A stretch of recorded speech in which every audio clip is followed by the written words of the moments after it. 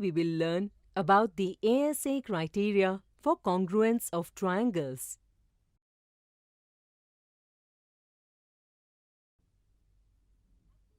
You know by now that when one figure is placed over the other in such a way that it covers the other figure completely and exactly, it means that the two figures are of the same shape and the same size, and such figures are said to be congruent. In the previous video, we learned the SAS congruence criteria of triangles. Now we will understand the ASA criteria for congruence of triangles. Suppose we have to draw triangle ABC. If you are given the length of the side AB as 6 cm, will you be able to draw a unique triangle ABC using the length of only one side? Think for a while. Let me tell you, with this information, we can draw any number of triangles, triangle ABC, but it will not help us create a unique triangle. Consider this. If you're given the length of side AB as 6 cm and the measure of angle ABC 35 degree, will you now be able to produce a unique triangle? Think for a while. Let me explain. In this case also, we can draw any number of triangles, triangle ABC. But again, we will not be able to produce a unique triangle. Now, if we know the measurement of two angles and the length of the side included between them, then we can definitely produce a unique triangle. Suppose we are given angle A is equal to 35 degree, angle B is equal to 75 degree, and AB is equal to 6 cm.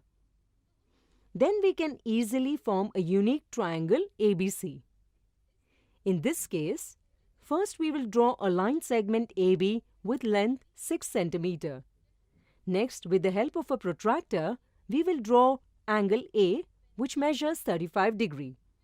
Then using the protractor again, we will draw angle B which measures 75 degree.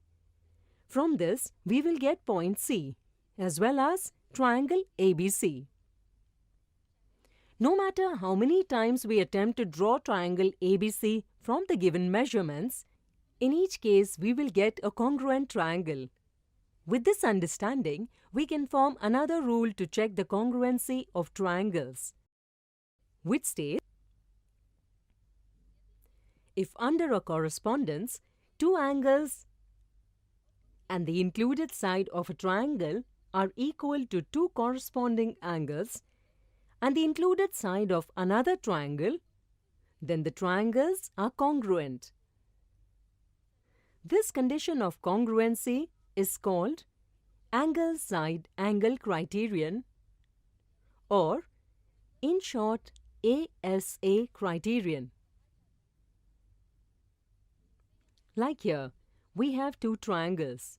The triangle ABC has angle B is equal to 130 degree, angle C is equal to 30 degree, and the length of the included side BC is equal to 2.5 cm.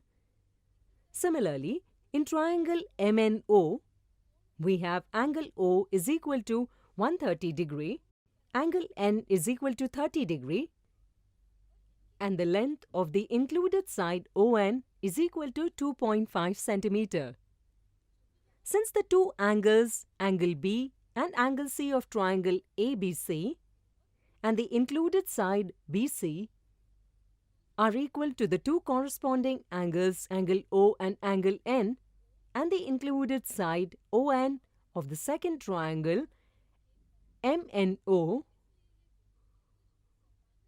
both the triangles are congruent if we place one triangle over the other and adjust. We will observe that they cover each other completely and exactly. This verifies that they are congruent. Here, we can show the correspondence in this way. B is correspondent to O, C is correspondent to N, A is correspondent to M. We can write the congruence relation in symbolic form as triangle BCA is congruent to triangle ONM. Can the relation of congruency be shown only in this way? Think for a while. No, we can show it in different ways. But it is important to pay attention to correspondence when showing this relationship. Look at these two triangles. In triangle ABC, we have angle B is equal to 130 degree, angle C is equal to 30 degree, and the length of the included side BC is equal to 2.5 centimeter. Similarly, in triangle PQR, we have angle Q is equal to 135 degree, angle R is equal to 30 degree, and the included side QR is equal to 2.5 centimeter.